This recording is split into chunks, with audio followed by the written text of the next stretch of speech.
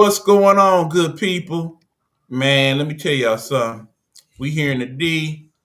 It's cold. It's snowing. We don't like it. What we do like though is sports. So we're gonna talk about it. We recording live here in the D on this cold and snowy Wednesday, but it's Wednesday, so we talking sports. Got a lot to talk about. We're gonna try to get it in, get it out, get it in, get it out. Because there's a lot to go on with. Of course, we can't do the show called the Guru Sports Session without the Guru himself. There you go. What up, you? Good morning. What's good, E man, on this cold winter Wednesday in Not a Detroit? damn thing. We about to do the show. I'm about to go to work, come home, make some super something. Because, damn, it's cut. I want to first start out with the three billion. No. Omaha. I'm doing it damn audible. Y'all remember that? Yeah, we be lying sometimes, you. We don't be meaning to. We promised y'all we was gonna talk more about hockey.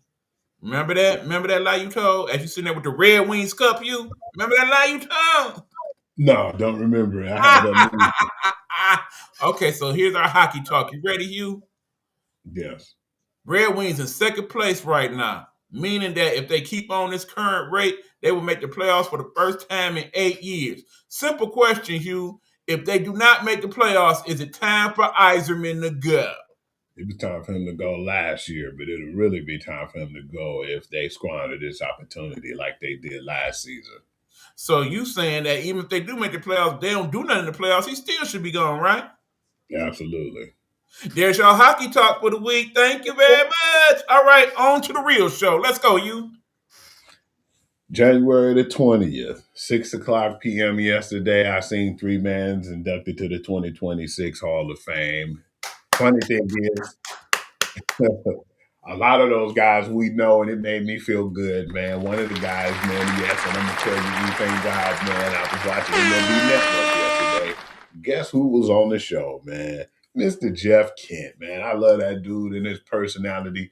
He was such a good player, man. One of the things he mainly gonna be known for is getting choked up by Barry Bonds. But other than that, man, big ups to Jeff Kent, man. But then you have my man's Carlos Beltran and Andrew Jones, man. What are your thoughts, man? Because they're all familiar dudes to us. One of my favorite times of year is when they announce the Hall of Fame classes every year. Now, granted, at some point, I would love to see them say, okay, steroids dudes did what they did, but yeah, we didn't punish them enough. It's time to start letting some of them in. I'm thinking that's going to happen sooner than later. But anyway, a lot of the people that they played with is starting to get their due. So, of course, Beltran, Kent, Andrew Jones agree with all three of those picks, okay? First of all, if you know your baseball, Andrew Jones was that dude, Yeah. okay? One of the best center fielders out there. And it was crazy because it got to a point where they had him and Kenny Lofton. You remember Kenny Lofton? Yes, sir. That was 2/3 of their outfield. And while you're playing, if Kenny played a little longer, he probably would have been a Hall of Famer his damn self. Him But Andrew. yeah, Andrew Jones from the island of Curacao. You recall that, Hugh? I remember that because it was a couple years in the college, not college, but a Little League World Series where Curacao made it to the finals. And you know how they always ask the kids, who's your favorite player? And all of them was like, I'm so and so from Curacao. My favorite player is Andrew Jones. No. My favorite player. Everybody's favorite player from Curacao was Andrew Jones because he was from there. I Yeah. love that. So yeah, I'm glad he getting his due. As far as Beltran go, you know, he was very consistent throughout his career. He wasn't like a dominant player, but he consistently was getting his 30 home run, 100 ribbies. He was a good defender, all of that.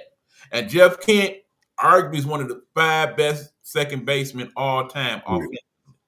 So yeah, all three of them made it, and all three of them was worthy, and I'm good with it. Yeah, I definitely ain't had no complaints. You know, I was a little hurt though for one dude, and it was like everybody can't get in, man. It was a 59.5%. The other dudes was past 70%. So you know they was definitely in. Mm-hmm. Chase Utley, man, you know how good of a player he was, man. I just felt for him because it's like the other three definitely deserved to be in there. He deserved to be in there, but eventually I just don't feel like this is year. But I definitely was a huge Chase Utley I fan. mean, fringe Hall of Famer. So it kind of makes sense that he got on the fringe of it. Will Yeah, he get in? I think he probably will eventually get in when the veterans vote. I don't think he should get in like right around now. He definitely wasn't the first ballot. I don't even think he really was a second ballot. But in the years he was that dude, he was that dude. He was with the Phillies, and he was a damn good player. I think eventually he will get in. It's always a few of those people that's on the fridge. You be like, man, I mean, will my dude Sweet Lou Whitaker ever get in? I would like to think so. I mean, during his time in the '80s, he was definitely one of the better second. I think the problem with Lou was that it was a lot of good second basemen during that time. He was the second baseman. You know what I'm saying?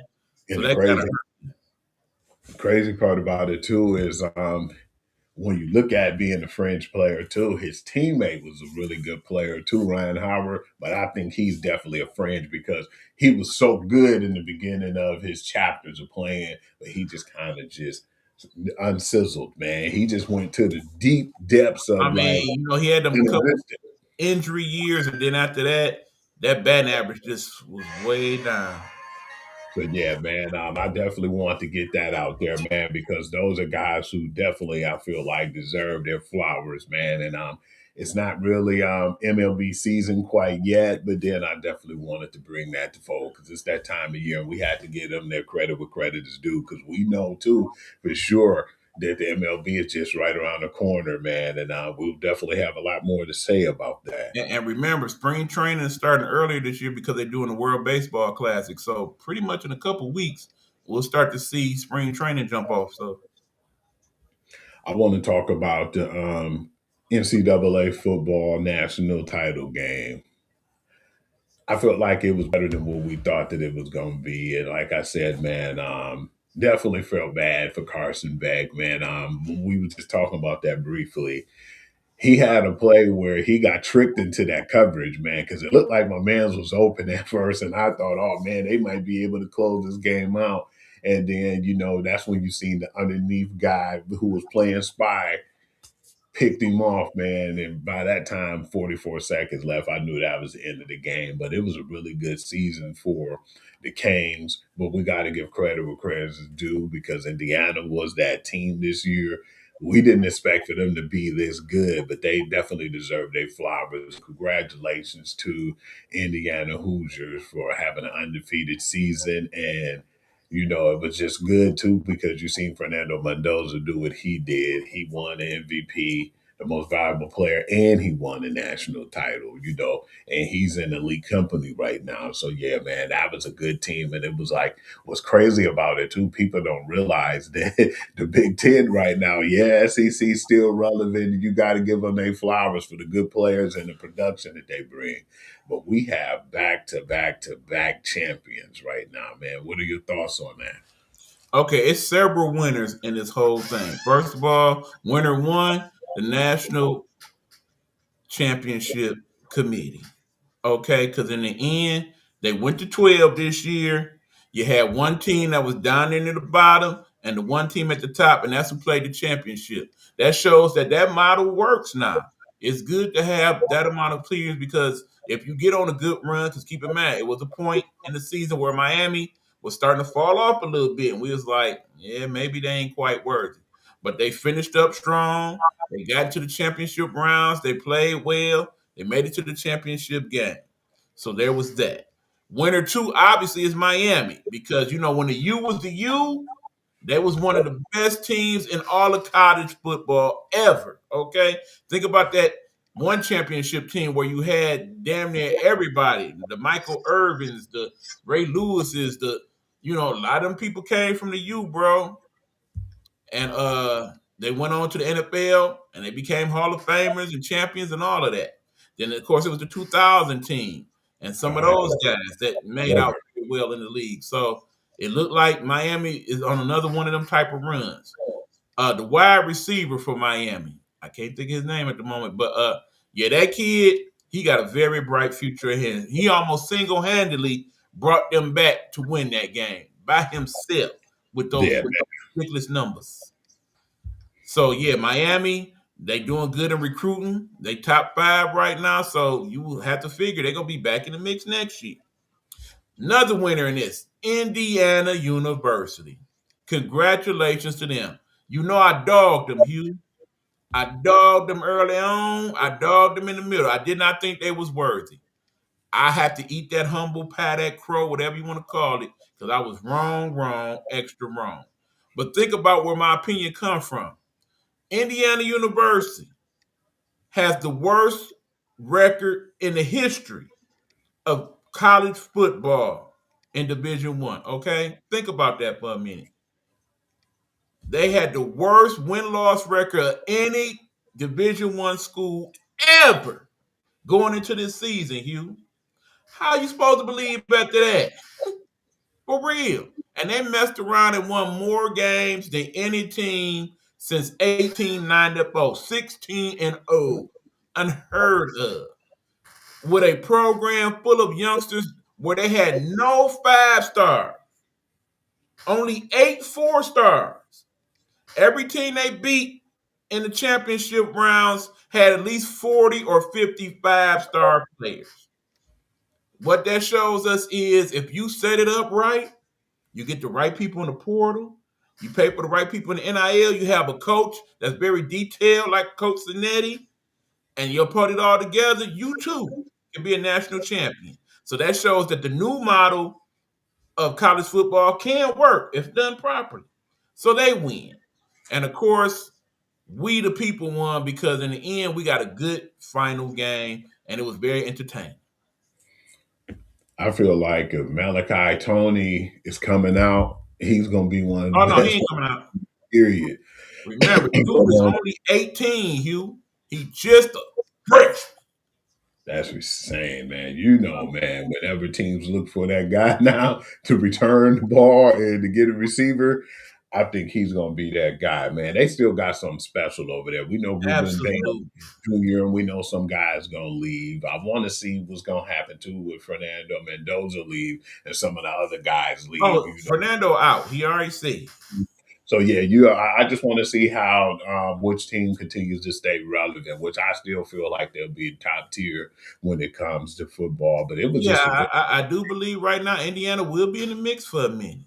yeah, That and being said, Mendoza right now scheduled to be the number 1 pick. If I'm the Raiders, don't even play around. Nigga, call that nigga agent today. It yeah, should be because they'll where have they pick him yeah. and they should be announcing that they signed him a week later. Why sign him? Because of the fact is you don't have nothing over there right now with the No. Raiders organization. It makes me feel like you would be a competitor in some time. It's unfortunate too because when we seen Dante Moore said that he's not coming out, which we thought he was. That's a blow right now to the Jets. But still, I believe that they have the 2027 season to finally get that together or figure out what they can do in free agency. But yeah, that's big right now to see Fernando's getting ready to go into the NFL draft. They don't really have a lot of quarterbacks in there, and there's a lot of guys who I still feel like if you're not some of the top tier like talent on the O line or the D line, it's just going to be just a regular developmental draft, unfortunately. Big time. I want to move on, man, since we gave the flowers to the college dudes, man, and get into this NFL divisional round. There's been a lot of crazy stuff going on, man, but this was definitely a divisional round. I feel like because I've always felt like the first round, the wild card, usually don't be that good. It was everything we imagined. This was the same way, man. Starting off with the game when you looked at it, man. It caused a lot of controversy, man. And I want to definitely get your thoughts on that. But we've been screwed long enough, and we know that it seems like the NFL pick and choose what they want to go with. And I want to start off with that Buffalo Bills and the Denver Broncos game. And you already know the controversy I'm talking about, the catch. Mm-hmm. What was or what wasn't the catch. Mm-hmm. Brandon Cooks caught the ball in the air. He went to the ground. His knee was down, and my man still had his hand on him. So that was supposed to have been, to me, down by contact. And when you see that, man, they rolled over on the ground and there was a little tussle. The defender came up with the ball. They said interception. Sean McDermott was so pissed off with that. But then, Josh Allen was confused. Like, what the hell is going on? He was down, that was a catch. and they gave the ball to Denver. And I'm not trying to say, that it was unfairly called, but it was a lot of favorable calls for Denver in that game. But the end result, regardless, is that final score was 33-30, and the Buffalo Bills came up short again. And the funny thing is, they lost by 3 points back to back years in 2023, 2024 to yours truly, the Kansas City Chiefs.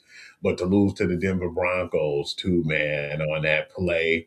And I've been hearing little rumblings, man, after the fact, but you already know what happened after that game. We woke up that morning, me and you had that discussion. Sean McDermott was fired from the Buffalo Bills. Like, man, they looked at it like we gave you 9 years, and it's like, damn, 9 years now you getting fired after that, especially having a team and taking them to the heights that he have, man. What are your thoughts on that, man? The whole Sean McDermott firing from the Buffalo Bills. I didn't like it, bro. I didn't like it. Now, keep in mind, last week we talked about Tomlin, and I said, because I still do, I understood why they parted ways. You know what I'm saying? 19 years and 9 years, two different scenarios.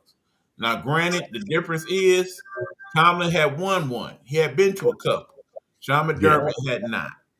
But that being said, remember, in this NFL, we got a lot of parity now, right? But in the same token, you got your upper echelon still, you got your middle, then you got the suckies. Right now, Buffalo was in that upper echelon. Is the assumption that, yeah, we can just find a good coach to replace him and we'll be right back there next year? I'm not so sure about that, man. I'm not. And again, I would like to know how involved the quarterback, one of the best quarterbacks in the business, was in this decision making process.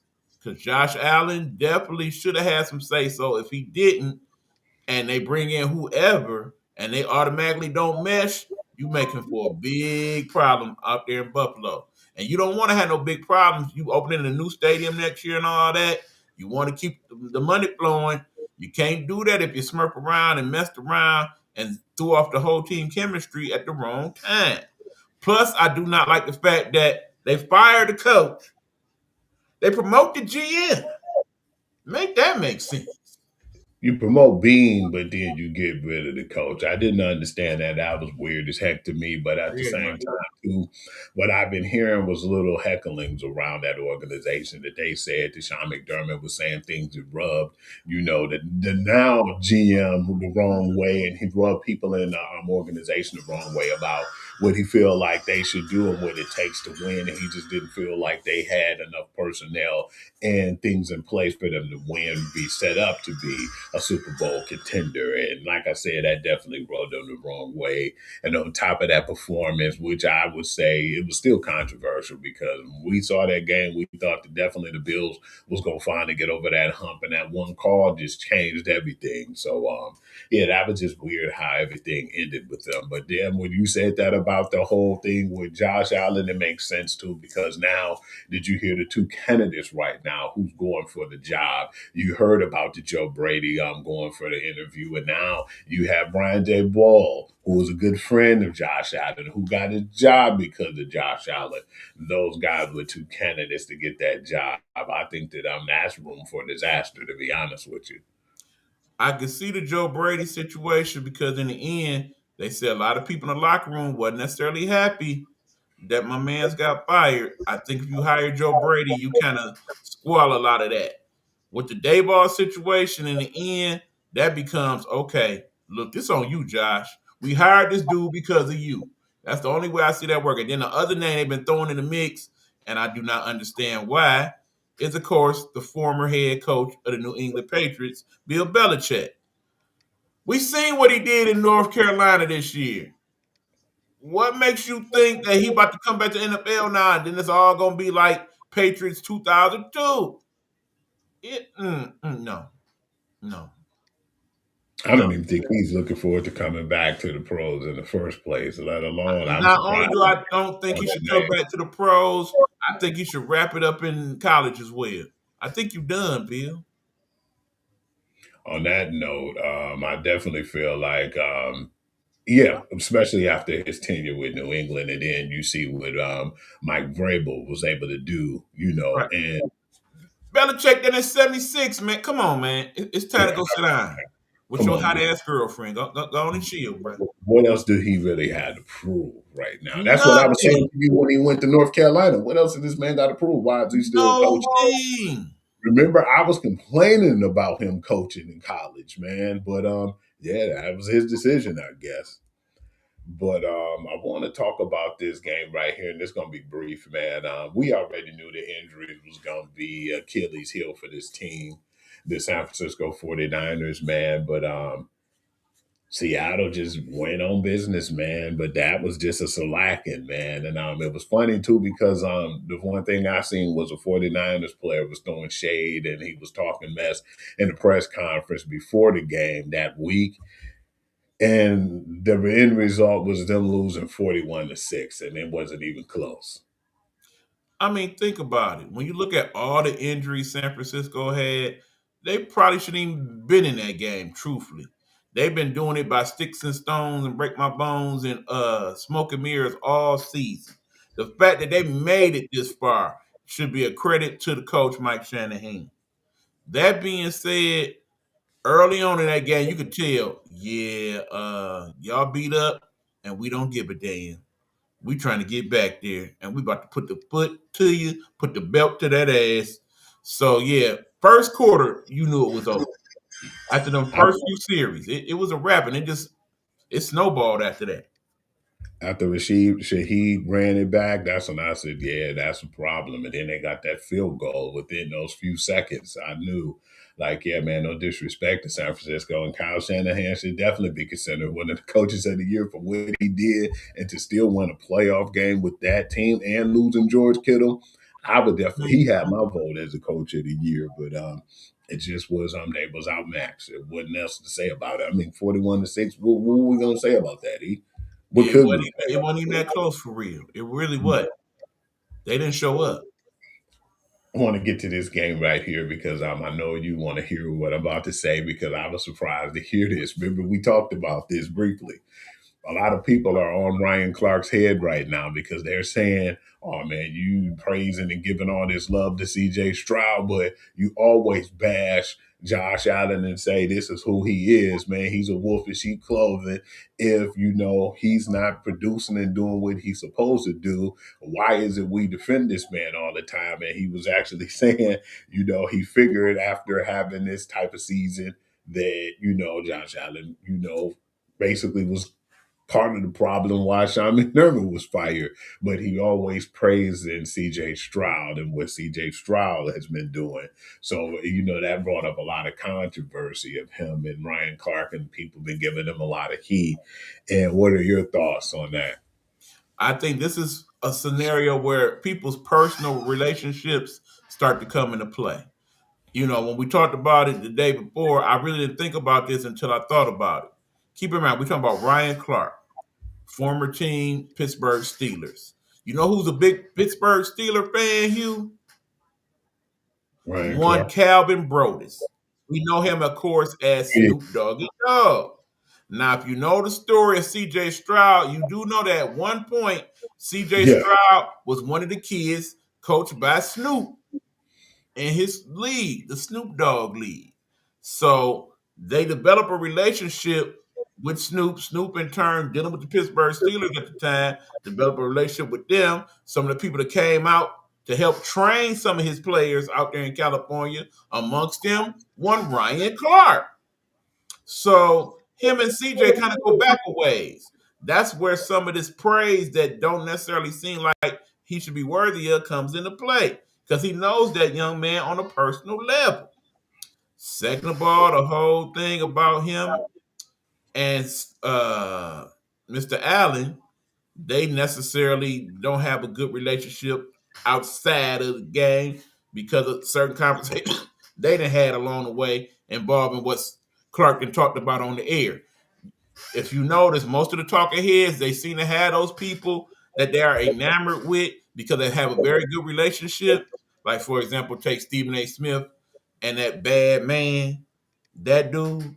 But then on the other hand, they have a bad relationship with certain people, like, say, Stephen A. Smith and LeBron James or KD, who, as we know, both have issues with Stephen A. and vice versa. So I think that's part of what comes into play here. In the end, people find a reason. They'll find a reason, especially if you're doing well. Because the Pivot is one of the higher ranked shows out there in terms of podcasts. They're making that good money. Some people they don't like that, particularly people that don't look like us. Okay. Hmm. So that's why they make it a whole situation where this comes into play. That's what that's about. But getting to that game too, E-Man, one thing we talked about was it was a really bad outing for my man CJ Stroud. But that defense still gave them a chance regardless of the fact. But you got to give credit where credit is due. That discipline. And it's like one thing I was saying earlier in the year when I seen the $390-something million they put into that team, more or less to bulk up that defense and get the offensive line bulked up too as well. Um, the defense played super well. They played very well when they played, the Los Angeles Chargers. But the defense came out again and showed up this game, man.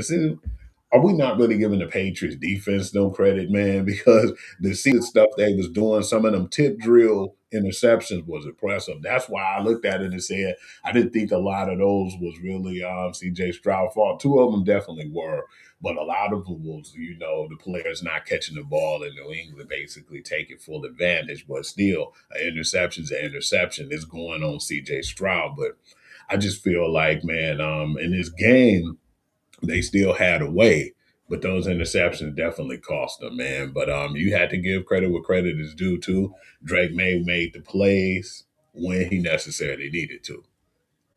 Long story short, I say in terms of that game, I put 15% on how well the Patriots played defensively, 85% on CJ Stroud. Clearly, with him not having Nico Collins in that game, that threw off the whole offense big time. Remember, they already have been struggling because they couldn't run the ball effectively throughout the year because they didn't have Mixon. And then, of course, when you lose Nico Collins, and I believe who was the other wide receiver who they end up losing early on in the season. So, Christian Kirk. yeah, no, not him. The other one. You know who I'm talking about? The kid who got hurt a couple years ago. You said he got hurt a couple of years It'll ago. come to me. Anyway, long story short, their offense never was quite clicking for the most Mechie. part. Was it Huh? Mechie? Was it Mechie? I don't think so. Okay. But I think he was out too, if I think about it.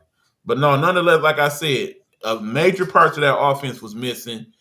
It led CJ Stroud to kind of contend differently. Keep in mind, he was one of the more sacked quarterbacks in the league, so that offensive line definitely needs work as well. He saw ghosts. He saw shadows. He started to make very bad decisions. It led to them not doing, like I said, if not for that Houston defense, that game probably would have been a lot worse than it was. That game definitely was more or less like if the defense didn't play as well as they did, that game could have definitely got out of hand. They definitely was one of them teams who they shored up that defense, but then that offensive line still is in effect right now because they need to definitely shore up that offensive line. But sad part about it was them receivers being lost on the year too, man. It definitely hurt him in that game because it showed too. You can only do so much with some of those guys that was on that roster. But I gave credit, but a lot of people felt like when my man's Tank Dell went down, that's who it was. There you Dell go. problem, man. That's the one. He's a smaller dude who's always hurt though, man, and he's such a great player when he played. But yeah, man, he's gonna have to definitely bulk up. And that was my guy. But still give credit where credit is due. That defense kept them in there. But 28-16, man, and now we seen what happened after the fact too. Yeah, now we have, that Denver, New England, rematch. But at the same time, too, I didn't really get into that. After that game with the Buffalo Bills, man, the news that came out from that whole situation with Bo Nix having a broken ankle and was out for the rest of the playoffs, I said, "Oh, that's gonna cause problems." We know Jared Stidham. I know of him because I followed the Patriots, and I knew that he was on there, won a few games, and he went over with the Raiders. But still, man, you got to play to win the game. You know, we saw a Super Bowl where the Patriots was a heavy favorite because you know it wasn't no Carson Wentz, and it didn't end up that way. But I'm not saying that that's going to happen again. It possibly could because of their defense, but it's like I'm gonna just be honest with you, man. A guy who hasn't had no reps this year. I'm pretty interested in seeing how that pan out. But like I said, man, you got to play to win, and it ain't like you know, New England just gonna get a pass because of that. So yeah, I'm interested in what's gonna go on in that direction. But the game that I want to talk about, which I was really stunned, and I know a lot of people were stunned about, was that Los Angeles Rams Chicago Bears game. Man, I didn't think it was going to be nowhere near as close, but you got to give credit where credit is due. That Chicago Bears defense stepped up when they needed to, man, because as good as Matthew Stafford played this year, his numbers was pretty much pedestrian in this game, you know. But it was just a really good showing, man, of two teams, man. One's on the come up and one should be the Super Bowl favorite at this point. But what was your thoughts on that game and the ending of that game going into overtime? Both teams had two opponents in that game, each other and the weather. If you saw that game, you saw it was cool. It was windy. You seen how some of them passes was just floating in the air. Like it was ugly at times. It really was. And neither one of these teams had the run game that you would really want them to have in order for them to dominate this game because of how well both defenses played against the run in that game. It basically came down to a couple superhero performances, one by Matthew, one bigger one by Caleb that came up a little short. But long story short, it was definitely the type of game you would expect in late January for the playoffs. It was a damn good game to watch live. It was a damn good game to watch when you watch the damn highlights. If you want to go back and watch it. Long story short, it basically boils down to what Hugh said. It's one team that's definitely on their way, it looked like, to going to the big one. And then there's another team that overachieved this year, but definitely got some great things to build off of in the years to come. So if you're a Chicago Bears fan, do not hang your head. You had a damn good season. Be very happy that you got a good coach, you got a good quarterback, and you got some great pieces to work with. If y'all make the proper moves in the offseason, y'all could be right back there next year. I didn't make a comment on this yesterday because I wanted this to be something I made and bring it to the attention, bring it to fold today when it came to Ben Johnson. I just felt like his performance, as far as it was a little too vanilla for me. It wasn't like the Ben Johnson ish type of performances I'm normally used to seeing. I feel like that vanillaness really hurt them a little bit, man. At some point, I felt like he should have had a little bit of Dan Campbell in him because on some of them 4th-and-1 plays, it was like, come on, man, you should have did a trick play or do something that we're used to seeing you do. What was the hook and ladder at that moment? I was looking for things that I'm normally used to him doing that he didn't do, and I said, okay, man, if he did those things, man, we'd have been probably having a different conversation, but it didn't go down that way. And I was just a little surprised in that for him not, you know, at some point taking some chances because this team you're playing, you can't play them straight up, man, because you've seen what happened and you've seen the results of trying to play that team straight up, man. It didn't work out as well. Yeah, part of it he was a little too conservative. The other part, again, I think the weather was a factor in some of his decision making. I mean, it wasn't like the best of sledding out there to be doing some of those trick plays. You know what I'm saying? It was slippery out that board. And again, when you look at the passing and how the ball was blowing and whatnot, it wasn't like you could do a lot. I mean, just look at the final play where Caleb got him to the overtime. Even as stronger arm as that dude had, throwing crazy off his back foot and all that, that boy still fluttered a little bit in the air before it got to where it got to. So it lets you know, yeah, that was a miracle play. It really was. It was But really yeah, awesome if too. that game was in LA, I think it might have been It a would have little different. been different. Yeah, that was a fun one to watch, though, man. I definitely enjoyed it. And now that we talked about the football and everything that's going on, man, we'll give our predictions a little later. But is there anything else you wanted to add before we get into some of our college slate games? Yeah, I definitely want to kind of get into some of the coaching moves that have been made. Mm-hmm. Last few days in terms of the hires. First of all, you got a couple hires where it's like, okay, I can see that working. Definitely like what they are doing with a couple squads. A couple other squads, what y'all doing? Did you see the shade that got thrown to? My man, Baker has something to say about it. He definitely threw some shade on the Kevin Stefanski situation right now going to Atlanta. They are not friends. That only builds to a better part of that rivalry moving forward. But definitely think that the Falcons did a very good job in hiring Stefanski. He is an offensive coordinator type coach that definitely will help that offense, which I think is the better part of that team. Hopefully, they will do well draft wise to kind of bolster up the defense a little bit. But yeah, I definitely see them possibly doing good. It really depends on the health of Penix Jr. next year, assuming he will be the starter. If not, and you actually say, Kurt, well, we still got you on return. We might as well play you. That could be interesting. That was a good hire. The Titans, on the other hand, good hire for them. Maybe not so good hire for the coach. With them Yeah, picking up, like I said, I always felt like Salah had got a bad deal over there with the Jets, yes. especially when they had Aaron Rodgers come over, because at that point it took away a lot of his power because they seemed like they was trying to placate too much to Aaron, and he really didn't have a lot of say so like he should have. I don't think that would be the case here with the Titans at all. But remember, he's a defensive coach, and that defense is Chiefs. Okay, he got a lot of work to do on that defense. That offense definitely needs some pieces also. But yeah, if you expect them to just overnight do like the Bears did, it ain't happening. I like the Jeff Halfley deal too with the Dolphins. To get Also, another good hire. Agreed.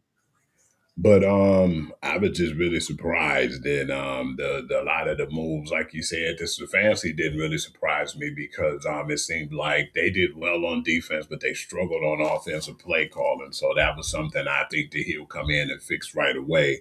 And we already know the coach Harbaugh. We figured he was going to go to one of the two teams, either the Falcons or New York, because they already had a team in front of him. And I think it's going to be smooth sailing. I believe the quarterback was the one who convinced him, that Jackson Dart, that, yeah, this is the place and the destination where I need to be. So, yeah, I was definitely looking at that, and I feel like it was some good moves. The head scratcher move was solid because, unfortunately, you know how the NFL is. If this year don't work out for him or if they don't play, at least get to the cusp of the playoffs, guess what? He'll be another defensive coordinator somewhere again soon. And understand Harbaugh's in his 60s and messed around, got a deal making $20 million a season. The real MVP is his agent. Okay, let's be very clear on that. He did a damn good job securing that dude a quality gig with some quality money, and he will have a lot of say so on personnel and all of that. It's definitely a good move for him all the way around. And as for the Giants, they fan base very happy with the move. The question of the day is, it's now probably three pretty decent jobs out there. Who will fill them? We, of course, got the Steelers, we got the Ravens, and we got the Bills. All three of those teams were either on the verge of the playoffs or made the playoffs last year. They lost basically Hall of Fame type coaches. Who are they going to replace them with? That is the question of the day. I'm trying to see what Sean McDermott gonna land if he do take a coaching job. Long story short, any team will be lucky to have him. I agree. I feel like that still was a bad move. I want to get off into some of the NCAA basketball. All right, well, before we do that, Hugh, I think we should take our commercial break now. When we come back, we're going to hit up on the college basketball scene and finish up the show from there. This is the Guru Sports Section. That's the Guru, Young Hugh Lee. I'm E-Buck. And, of course, we are giving you these words from our Nighthawk Network. You know the motto, good people. Nighthawk Network. Our voices for our people. Hello, hello, hello. Hello, hello, hello. It's another glorious day, my tea-sippers, and you know what time it is. I hope you have all of your comforts together because it's time to dish tea. And you're dishing tea, darlings, with Big Meech. Can't wait. It's time to dish this tea with Big Meech. It's time to drink this tea with Big Meech. It's time to drink this tea with Big Meech. It's time to drink this tea with Big Meech. Ha, darling. If you're building your dream from scratch, mic in one hand, hustle in the other, this one's for you. Road to Stardom Network and Nighthawk Network present a podcast for the indie by the indie, all genres, all grinds. From hip-hop to metal, jazz to trap, we're breaking boundaries. And it's not just artists. Entrepreneurs, creatives, and self-made bosses, we see you. We're giving you the spotlight.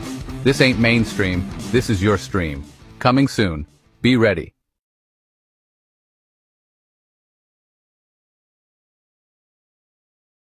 Game on, watch me rise from the dirt to the clouds to the star-filled skies. Game on, I play to win, this is my house now, let the games begin. Game on, watch me rise from the dirt to the clouds to the star-filled skies. Game on, I play to win, this is my house now, let the games begin. They threw bricks, but I built me a palace. Sharp in my mind, turned pain into malice. I'm a wolf in the jungle, a lion in the night. Eyes like lasers, locked on the fight. I'm the echo that shakes through the hall. Every time I fall, I grow 10 feet tall. No chains, no walls can keep me bound. I'm the thunder that roars when no one's around. Tune in to Straight Sports Talk with Coach Vincent, Fridays at 8 p.m., sponsored by the Nighthawk Network Detroit. Nighthawk Network, our voices for our people. Victories are firing, I'm the flame. Game on, watch me rise from the dirt to the clouds to the star-filled skies. You catch the premiere last night? Please, I've been talking about it all day. Two unks talking TV, that's my Super Bowl. Man, those guys could argue about antenna height and I'd still tune in. It's the way they lean back like they got the weight of all television history on their shoulders while eating nachos. Guess we're watching with the whole... We Talking TV every Thursday at 8 p.m. on Nighthawk Network, Detroit.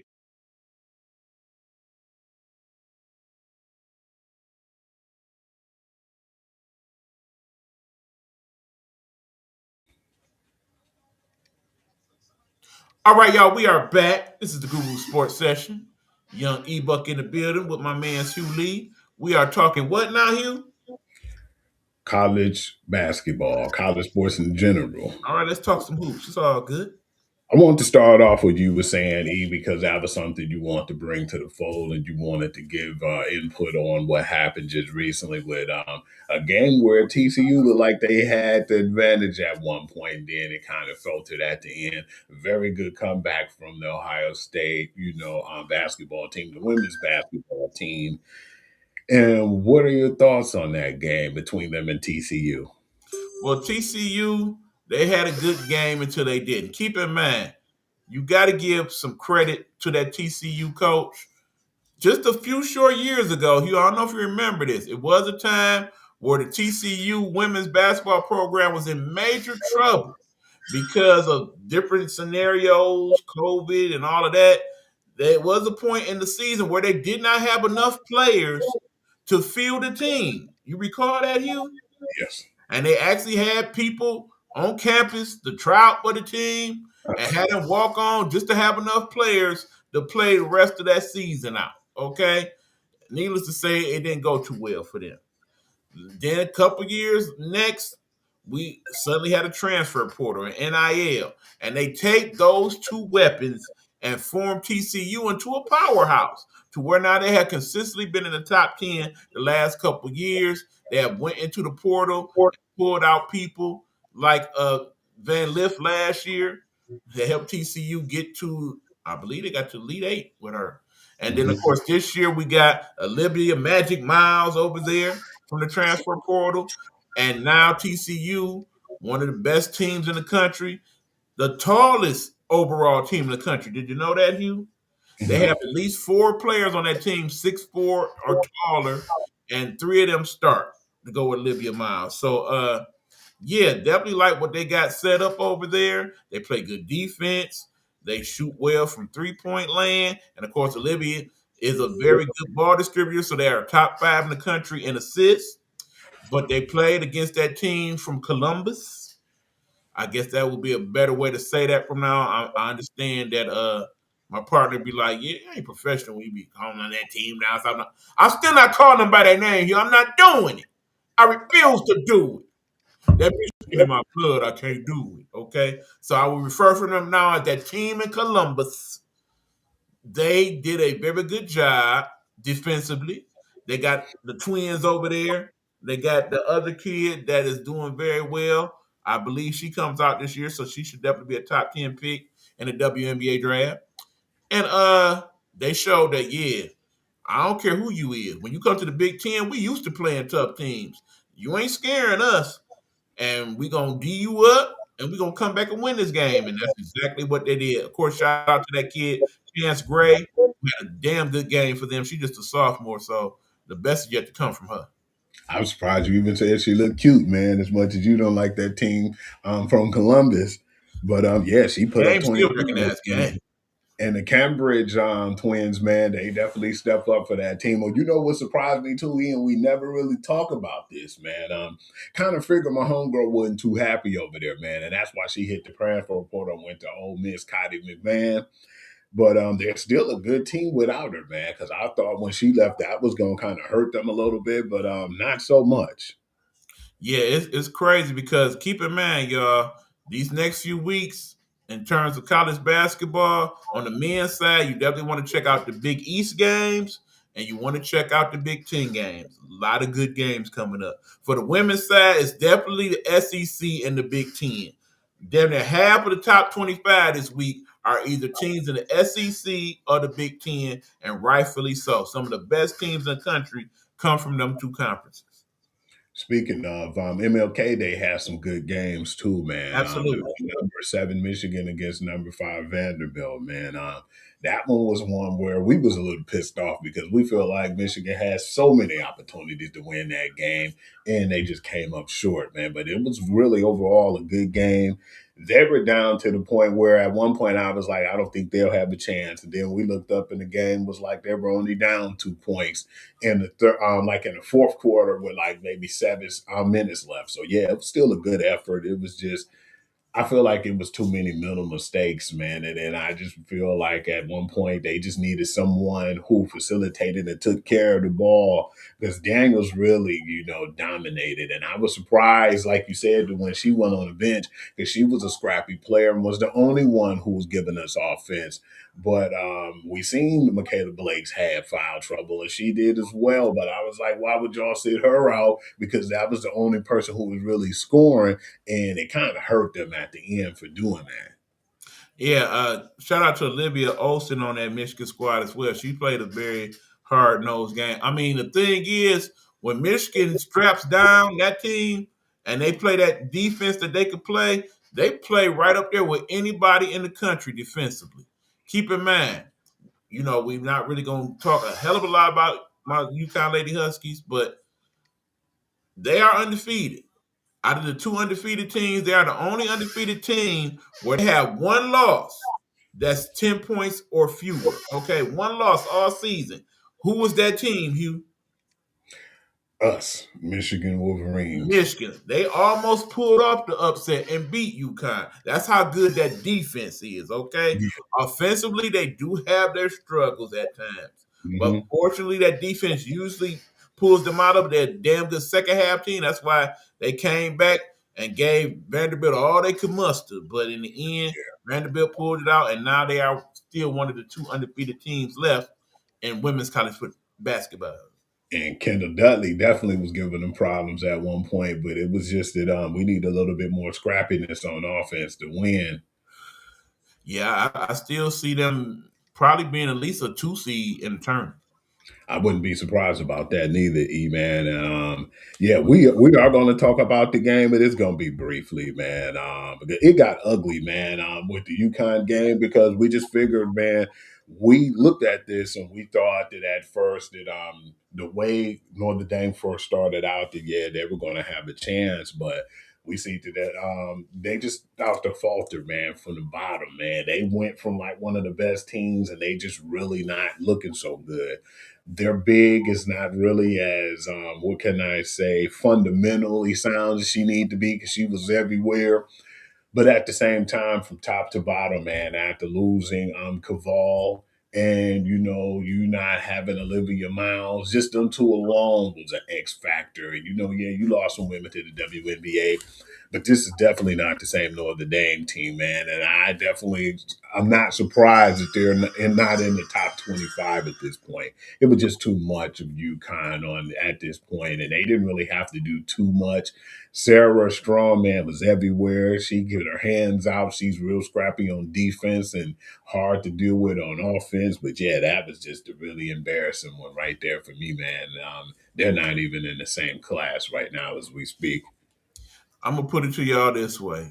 UConn had an off game that game, and they still won by 30. Okay, but they would have shot the ball like they usually do against most of their opponents. That game wouldn't even been that close. Okay, they had a bad shooting half that first half, and it wasn't because of Notre Dame's defense. It's just UConn was not making their shots. The second half was a whole nother story. And again, I feel like in those games, I really want Sarah Strong to kind of take more control of the game. She is such a teammate that she always wants to get her other teammates involved.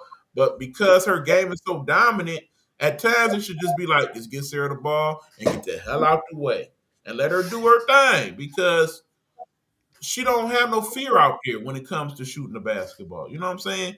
Some people, they kind of get the ball, get a little nervous and kind of, no, with her, it's like, okay, I got the ball. I know where I'm at. Here you go. When she play like that, and then start to catch on with the rest of her teammates, UConn ain't going to be beaten, okay? I think they play Tennessee. Tennessee might make it interesting. Outside of that, I definitely see them finishing out the regular season undefeated.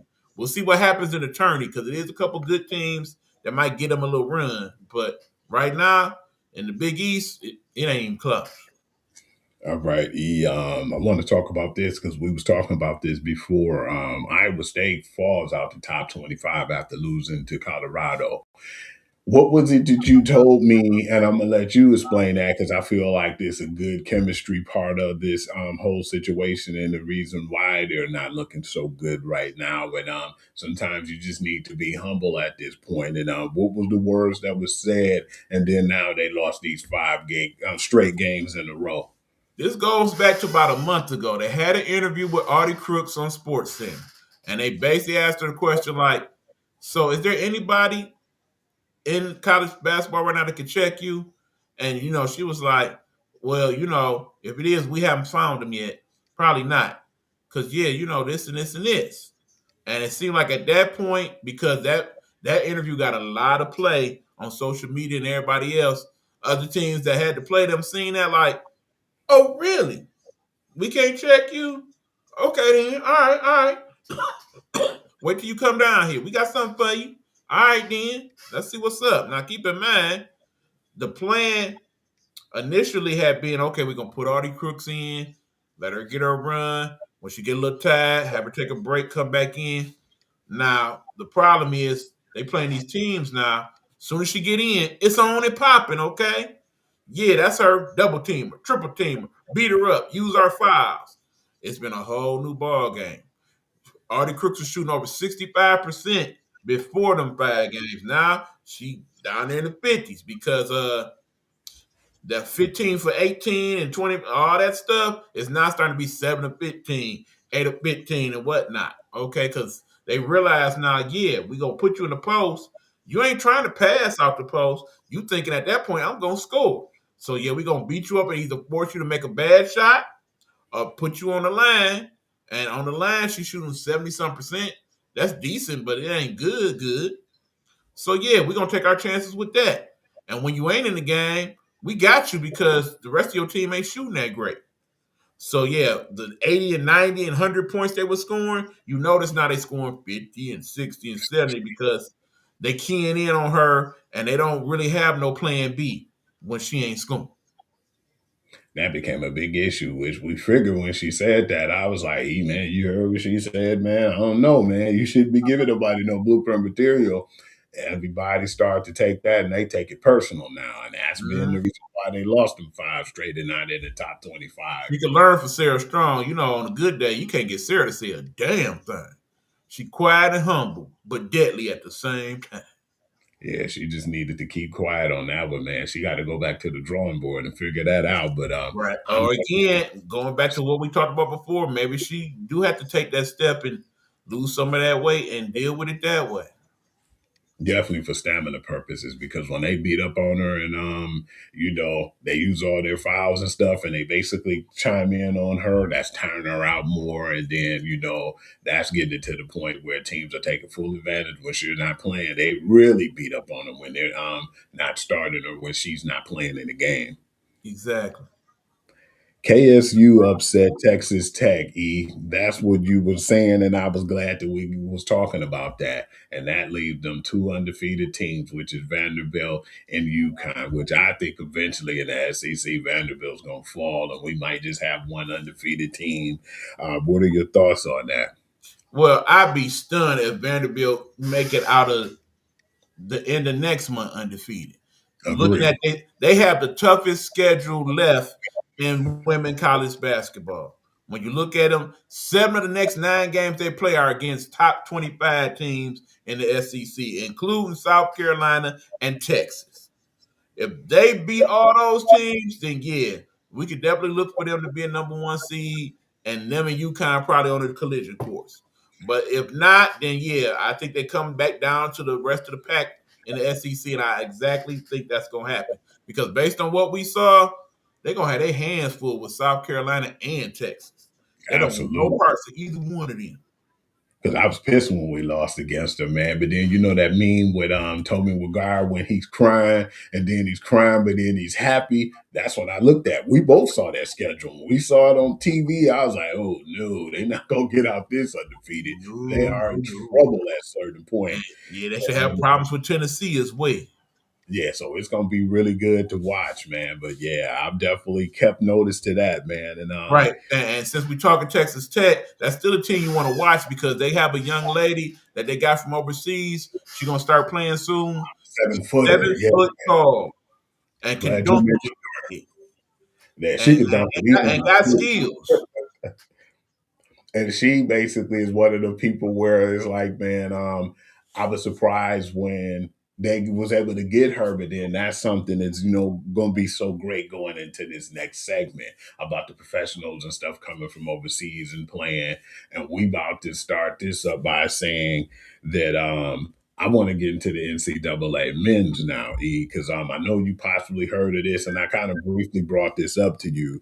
Former Alabama player Charles Bideko basically is suing the school because he's in G League right now, but he was going to sue Alabama after his eligibility was denied. And that was something that you briefly brought up to me. And I said, man, that's crazy, because we saw that happen where they were saying if you're in the in the G League, you're playing, but you didn't sign a contract like with the NBA or a two-way contract, that you could possibly go back to school and you could play collegiate ball. And we was like, well, man, you in the G League, so is that still considered professional? Why is it they're going to let them guys come back and play in college? And that was something I was concerned with that when I heard that. But yeah, you had a lot more to say about that, because I know that you said that you seen a little bit more of what was going on as far as the players and what was going on with this whole situation where they okayed this. All right, see, here's the thing, people. We got to look at stuff by definition here. The definition of being a professional is for you basically to be paid for your skill or services. That thusly makes you professional as opposed to an amateur where you do not get paid. The way that the league is set up now in NCAA, everybody's eligible for NIL deals and transfer portal and all that, which basically means that, yeah, everybody's getting paid. Thusly, they are professional athletes. And by rights, professional athletes have certain practices and standards that they must adhere to. Now, the argument has been that so much so that it is now starting to be discussed amongst members of Congress. Yesterday on First Take, Stephen A. Smith basically let people know that he had been in contact recently with Cory Booker and Ted Cruz in Congress. And they said that they have been talking about making legislation that is going to help to regulate what's going on with the NCAA. Because right now it's to the point where they dealing with it as if the NCAA is a labor union, because it literally is right now with everybody getting paid. And right now there is no real regulations in terms of transfer portal and NIL. You kind of can do what you want to do. And they feel like that's what's going to make it be so far out of hand that it's going to be hard to contain this thing. So now they feel like it needs to be some practices and rules set in place. So they said you can expect it sometime in the next few months that Congress is going to come out and say, okay, look, we're about to put some type of regulations and caps on some of this stuff because right now it's getting out of hand. You're pretty much able to do what you want to do, and that's just going to make it for a bad situation, especially for the people that are going into college athletics that don't have the type of skills that's going to get them the big NIL dollars. So you're going to have discrepancies on teams where, okay, you got a couple players making millions and millions, then you got other players making just enough to buy a decent sandwich. And that's not fair. What's also they're looking into is that at some point the NCAA, who's still making billions and billions of dollars, and we talking about just on college football and college basketball alone. We didn't even talk about the other 20-something plus sports that's in college athletics. So when you take those billions of dollars and most of that money, is it going to NIL? No. Is it going to transfer portal? No. Most of that NCAA money that they're getting off TV deals and whatnot, that's going to the NCAA. And who exactly does that consist of? It's not the schools. Yeah, the schools get some of that money, but not the bulk majority of it. Most of that's going to the NCAA. Who getting that money, Hugh? Yeah, that's what I'm figuring out. They Where want is it?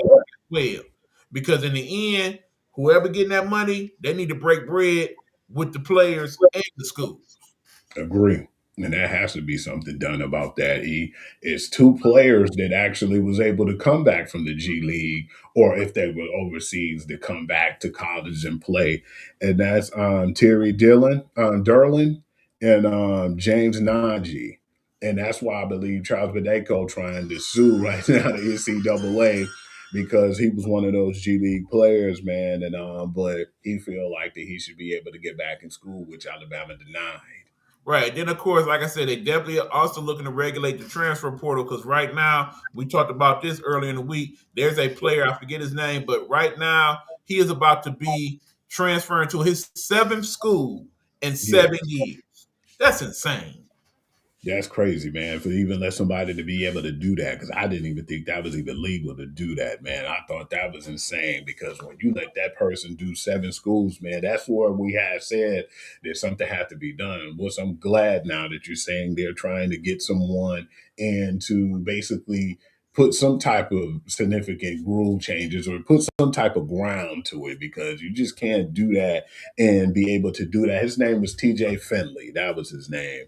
And man, he went from LSU, Auburn, Washington State, Tulane, was it Western Kentucky? Mhm. Man, there was a lot of schools he went from, man. And Now going to Incarnate State. Yeah, it's crazy. And then, of course, they are talking about making changes to the red shirt rule, where before Yeah. you played 4 or less games, you were allowed to medically redshirt or whatever, and then basically still be eligible for an extra year eligibility. Now they're talking about changing that to 9 games that you can play.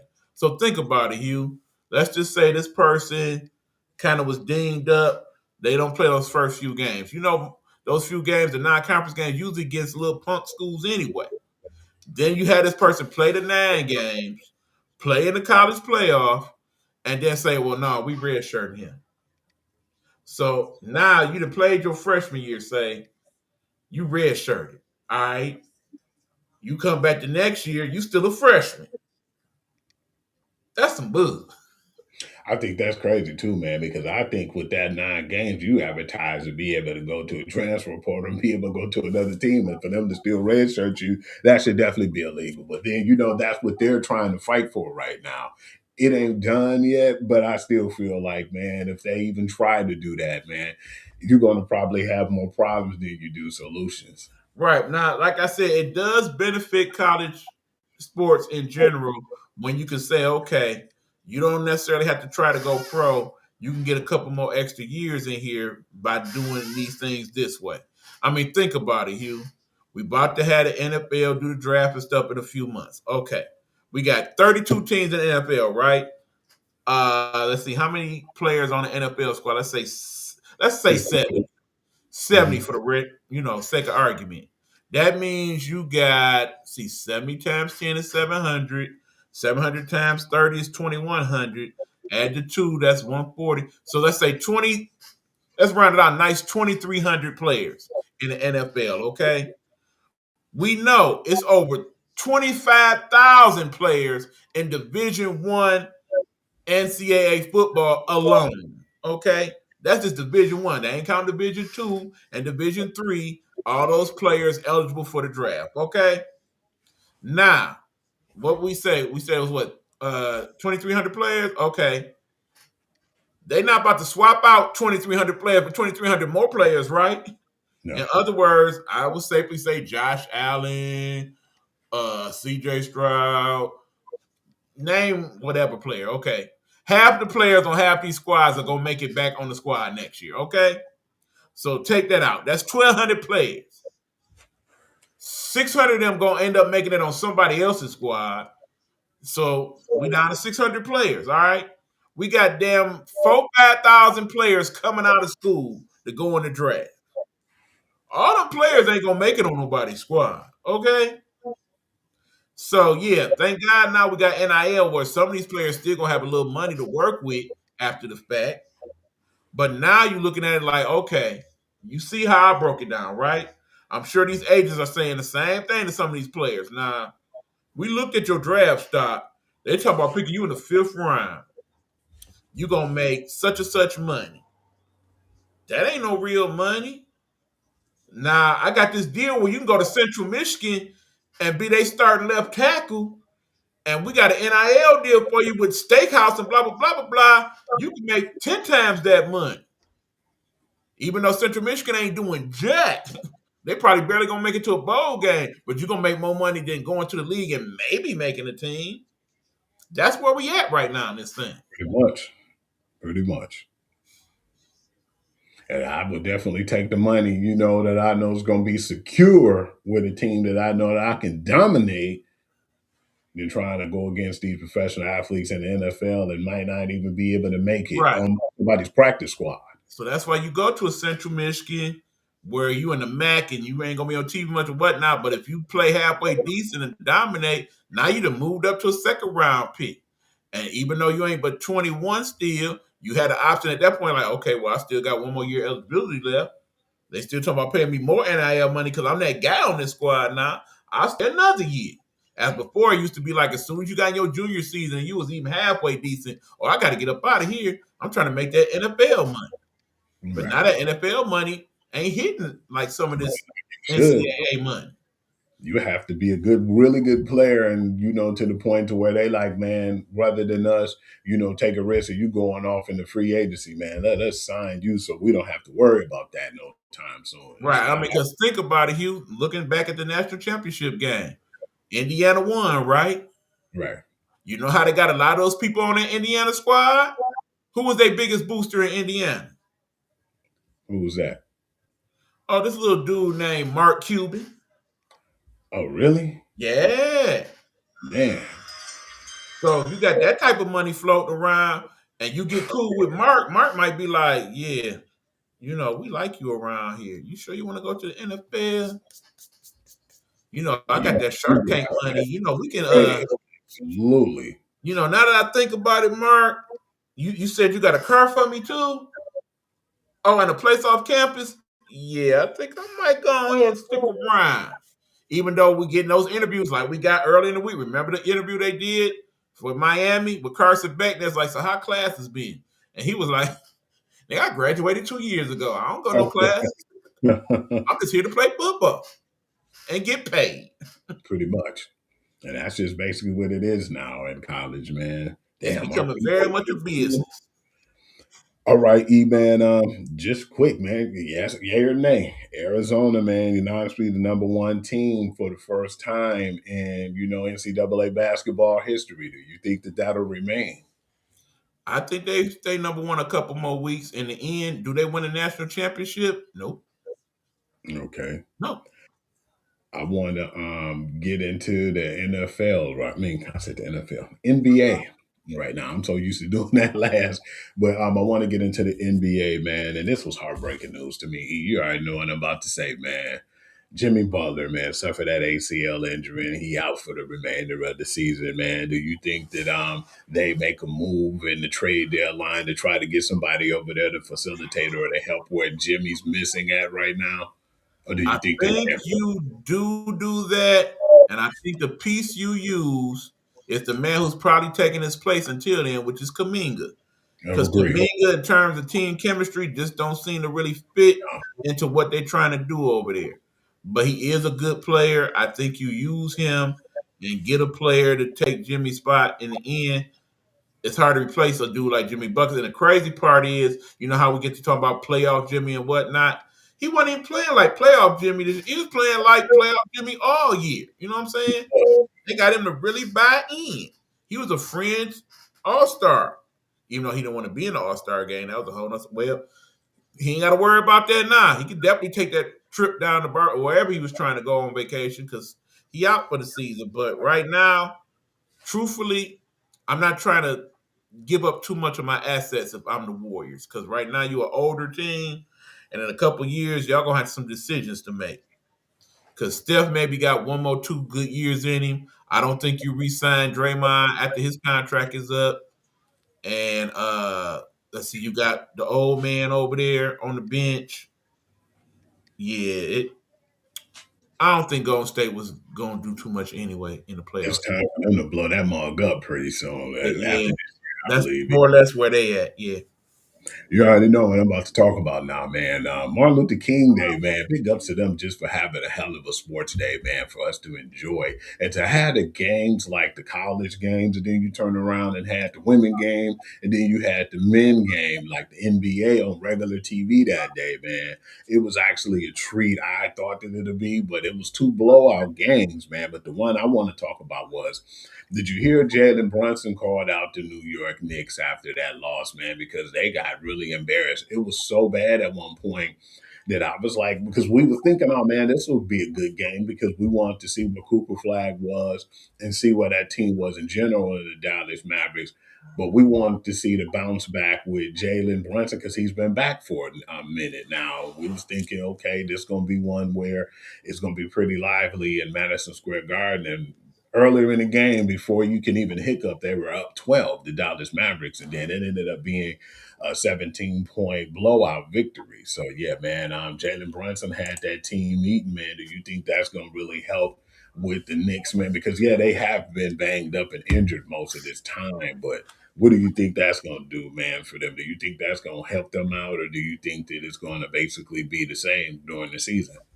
I think it may get them a quick burst. In the end, some of the problems that have transpired with them, I think they're going to come back up later on. But in the end, right now for them, the key is what are they going to do in the trade deadline? A lot of people saying that maybe they should go ahead and trade Cat. They don't necessarily need him in this version of the Knicks. Go for another big man instead. The kid out of Memphis, Jackson, they've been talking about maybe trying to get him on that squad. He's been rumored to maybe be with the Pistons as well, considering his ties to Michigan State and everything. Yeah. This is the year that the Knicks should be thinking we could win the championship. We already know the situation with the Celtics with Tatum out for the rest of the season and whatnot. The Pistons looking good, but still a young team, so who knows what they will be like in the playoffs. If it was any chance for them to finally go ahead and hit the finals again, this year is probably it. So I think Brunson is thinking like that. Remember, his father is a key part of that staff as well. So, yeah, I'm interested to see how it looks the next week or two after this meeting. But in the end, if they still start to have these struggles again, definitely look for them to make a major trade or two before the trade deadline. And then, of course, remember, it's been said that Giannis has an interest in being on that squad as well. So there's that to look into. I would focus on that if I could, man, because, right now it don't seem like the Milwaukee Bucks doing anything at all. They're not even supposed to be in the playoffs. but that would be a good move. The Jared Jack move, I definitely been hearing about that.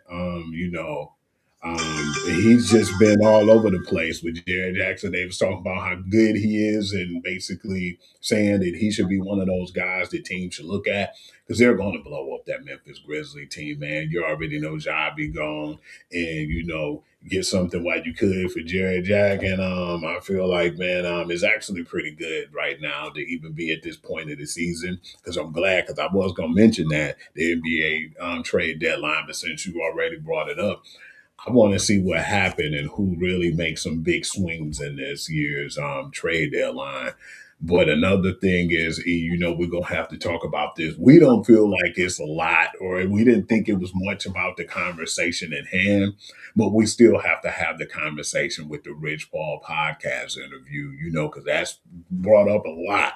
Maybe some heated conversations in the Lakers locker room as well, because when he was talking about the worst case scenarios or just scenarios in general about what that Laker team should do. And he was talking about the whole get rid of Austin Reeves for, Jared Jackson, man. So yeah, it got interesting because to hear that and knowing that he's LeBron James' agent, I think Matt Barnes on All the Smoke didn't really too much care about him talking about that or even opening his mouth about what the team should do, knowing that he's the agent of LeBron and that might cause a lot of trouble in the locker room as far as their chemistry because we know what the team did without LeBron when he was injured. But now you're saying a part of what made that team tick, which is Austin Reeves be considered in the trade deadline when you don't know how many years you have left with LeBron. And, Austin Reeves was one of them pieces that helped you get to where you were before he came back playing him and Luka Doncic. So I wanted to know your input on that and what Rich Paul said. Do you really take offense to that or do you think that it's just, blown out of proportion? I think it's blown out of proportion. Again, you got to know the nature of Rich Paul's podcast.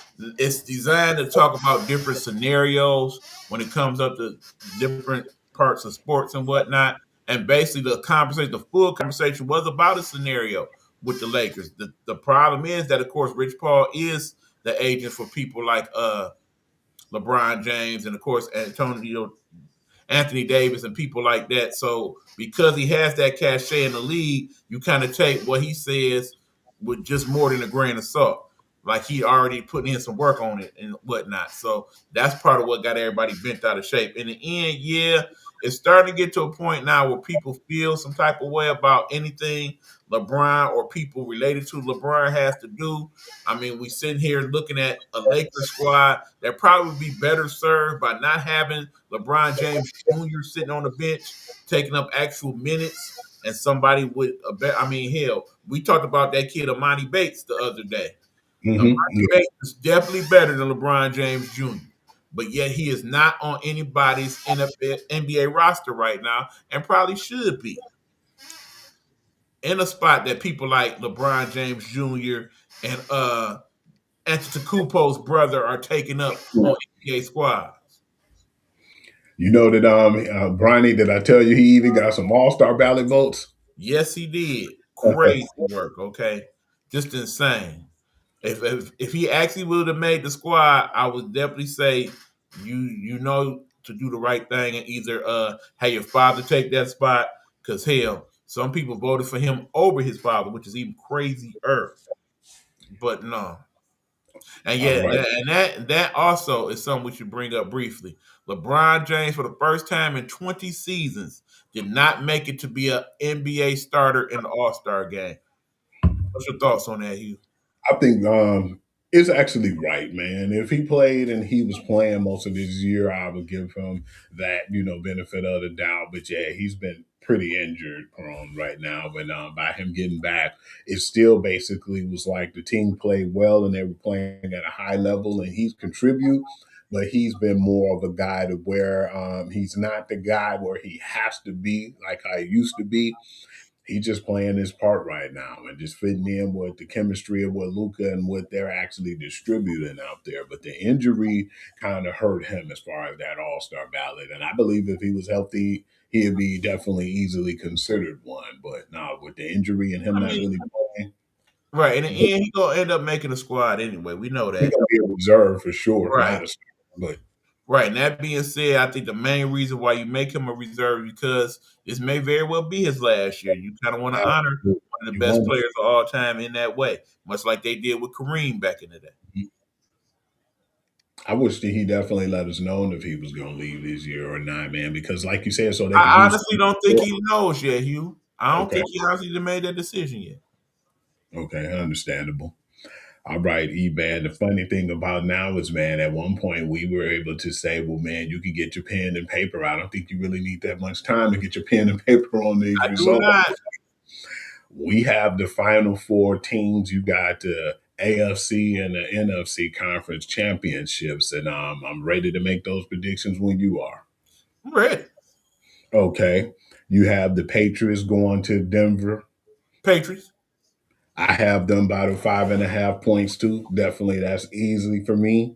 And the Rams and the Seattle Seahawks. Rams. I got the Seahawks at home, and I'll take the 3-point favorite with the Seahawks. All right, now the discussion parts. Okay. Easy pick for the Patriots. I mean, it simply boils down to this. Broncos going into that game with a backup quarterback. He played in damn near 3 years. It'd be a hell of a miracle for them to pull that out like that. Understand, because their defense is decent, I don't expect Drake May to go in there and just light up the world, mind you. Not to mention the weather, that game probably not going to be that good. But that being said, this is one of the few teams where bad weather game, we don't care. We used to that shit. You see where we come from? It probably would have been a worse game if it had been in New England. I agree. Definitely So, agree. yeah, that being said, the 5 points, that's an easy pick. Now, the Rams and the Seahawks. Now we can have a discussion, okay? These teams are familiar with one another, all right? Again, I'm picking the Rams for 2 reasons. One, they got the edge in terms of the experience. A couple of years ago, they was in the Super Bowl, so they know what it takes to get to that point. 2, more importantly, you know why I'm picking them. I believe in Joe Henry. I believe in Joe Henry. I don't believe in Sam Darnold. Sorry. I think them ghosts gonna pop up on him in this game. And when they do, that's when they lose.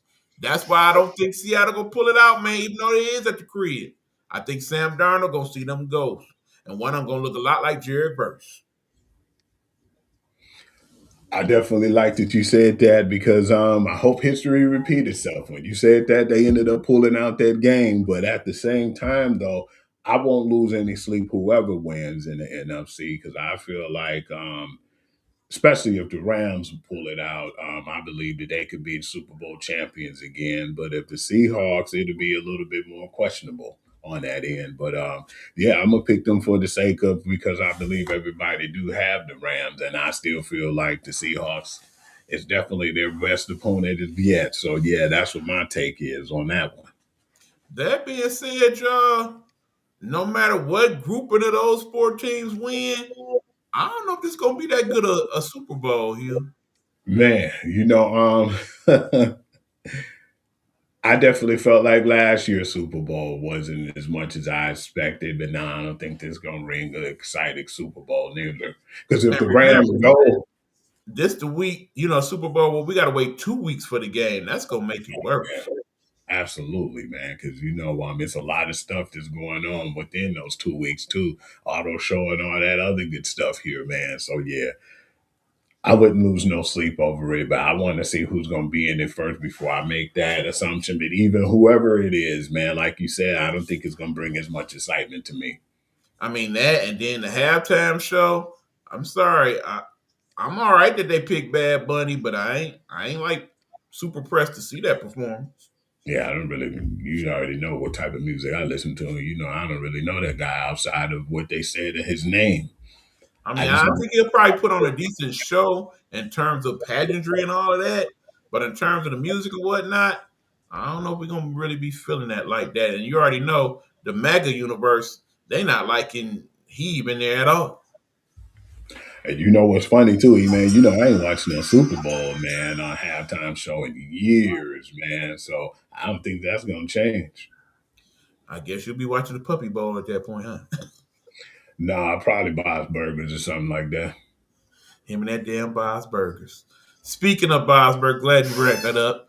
One of his favorite shows. And speaking of our favorite shows, we be talking about our favorite shows on our brand new show that we've been doing on Thursdays, and we'll again be doing it this Thursday.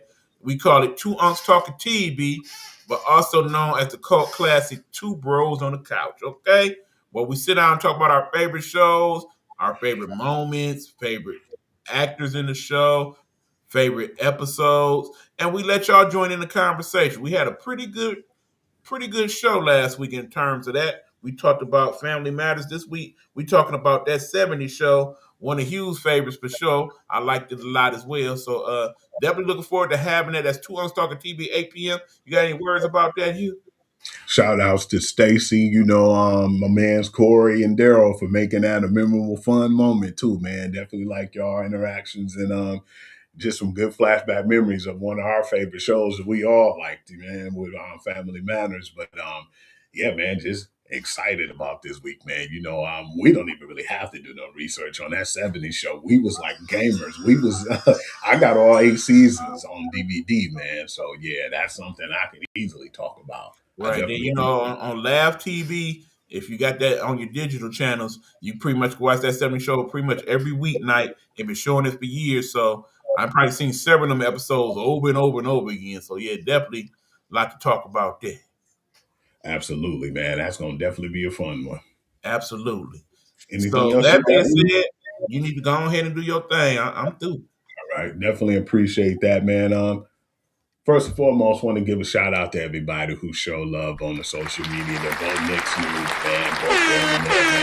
Over 14,000 and then 11,000 when I had it on TikTok. But Facebook really been surprising me, man. I've been getting a lot of love and support over there. But that being said, you can catch me at Whoovi, WHOOVI on Instagram. The Sports Guru to You is on Facebook, where I put a lot of breaking news and sports stuff that's going on around the leagues. And then on my TikTok page, I'm Hugh.Lee6. I would like to say thank you all for your love and support. And I really appreciate you guys, man, for, making it worth me doing this. And I'm going to continue to try to give you the best breaking news possible. So thank you all for that. And thanks for all the support. Shout outs to all the people who be checking out our shows and Nighthawk Network as well. I appreciate y'all. Y'all know who y'all are. My regulars like my sister Harriet and my man's Daryl Davis, my support system, E. Merriweather. Man, I can go on for days, but just like to appreciate you guys and give y'all flowers, because without y'all, man, we won't have what we have right now and had a platform to do so. So thank you. All right, there you have it. Another show in the books. My man, you going to enjoy the rest of the day. I'm about to head out here into the snowy blue yonder and try to make a few dollars. And when we see y'all again, it'll be tomorrow. Two Unks Talking TV at 8 p.m. Remember, we talking 70 shows, so bring your memories, your fun facts, all that good stuff so you can interact with us on the show.